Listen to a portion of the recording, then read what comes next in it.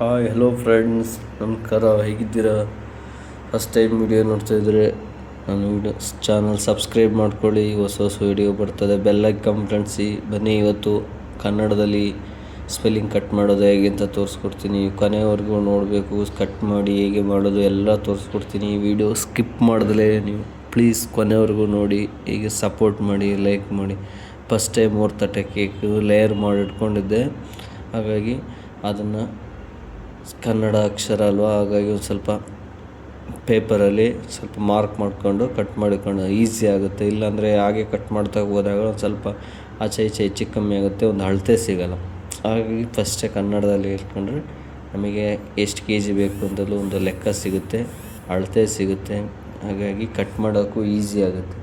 ಇಲ್ಲಾಂದರೆ ಸ್ವಲ್ಪ ಕಷ್ಟ ಆಗುತ್ತೆ. ಪೇಪರಲ್ಲಿ ಕಟ್ ಮಾಡಿದಲ್ಲ ಹಾಗೇನೂ ಕಟ್ ಮಾಡ್ಬೋದು,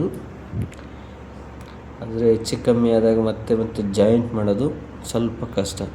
ಈಗ ಫಸ್ಟ್ ಈಸಿಯಾಗಿ ಪೇಪರಲ್ಲಿ ಒಂದು ಮಾರ್ಕ್ ಮಾಡ್ಕೊಂಡ್ರೆ ಕೇಕ್ಸ್ನ ಮತ್ತು ವೇಸ್ಟ್ ಆಗೋಲ್ಲ, ಏನು ಆಗೋಲ್ಲ. ಬೇಗ ಕಟ್ಟಿಂಗ್ ಮಾಡ್ಬೋದು.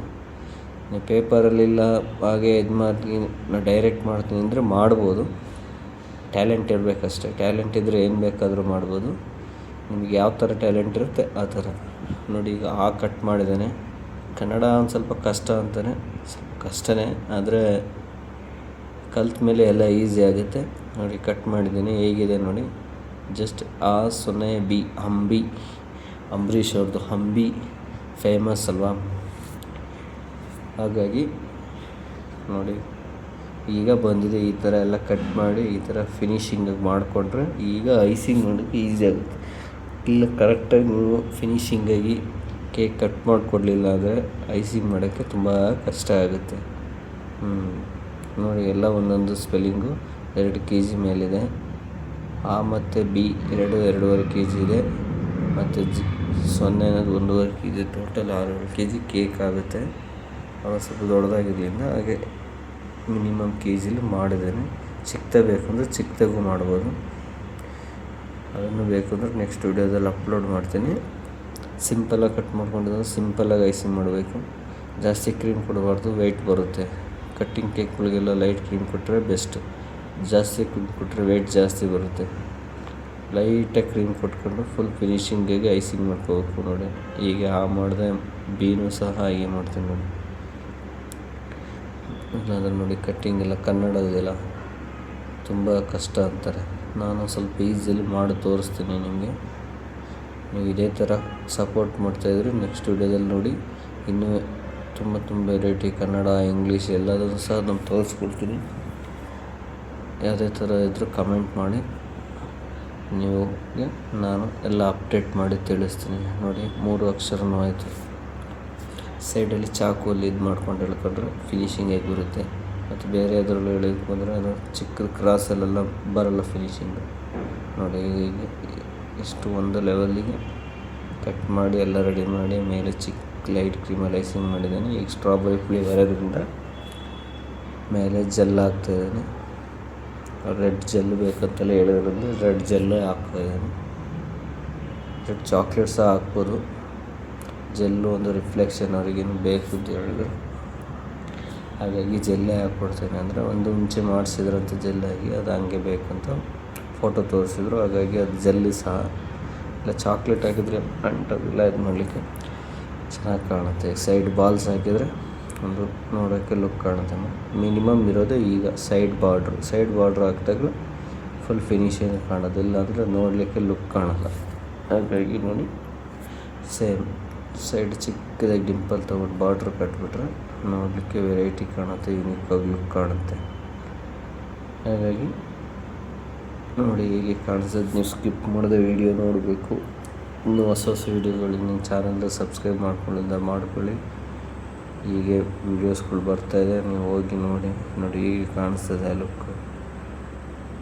ರೆಡಿ ಆಯಿತು. ಈಗ 0 ಸೇಮ್ ಪ್ರೊಸೀಜರ್, ಸೇಮ್ ಇದು.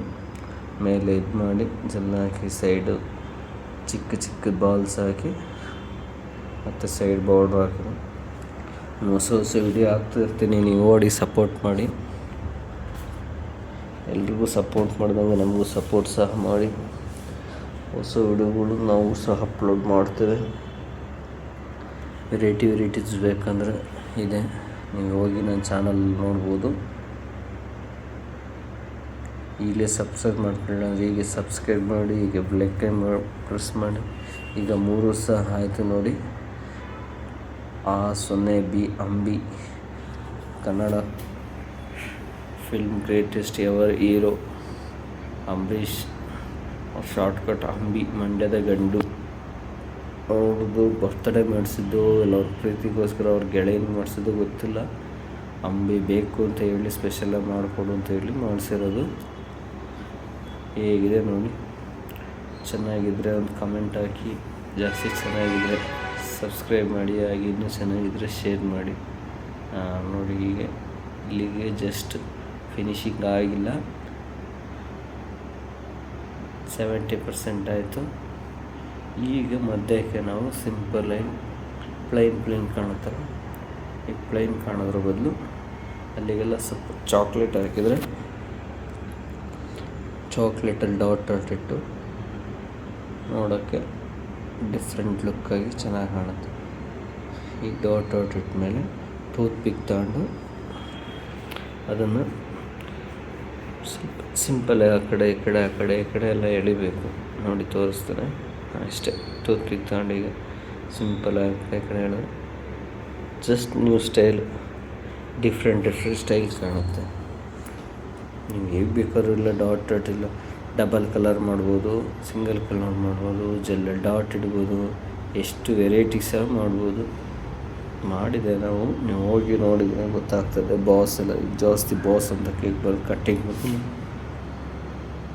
ಮಾಡಿಕೊಡ್ತೇವೆ ನೋಡಿ. ಜಸ್ಟ್ ಔಟ್ಫುಟ್ ಮುಗೀತು. ಹೀಗೆ ನೋಡ್ತಾಯಿರಿ, ಸಪೋರ್ಟ್ ಮಾಡಿ. ಥ್ಯಾಂಕ್ ಯು ಅಷ್ಟೇ ವಾಚಿಂಗ್ ವಿಡಿಯೋ. ಮತ್ತೆ ಸಿಗೋಣ, ಬಾಯ್.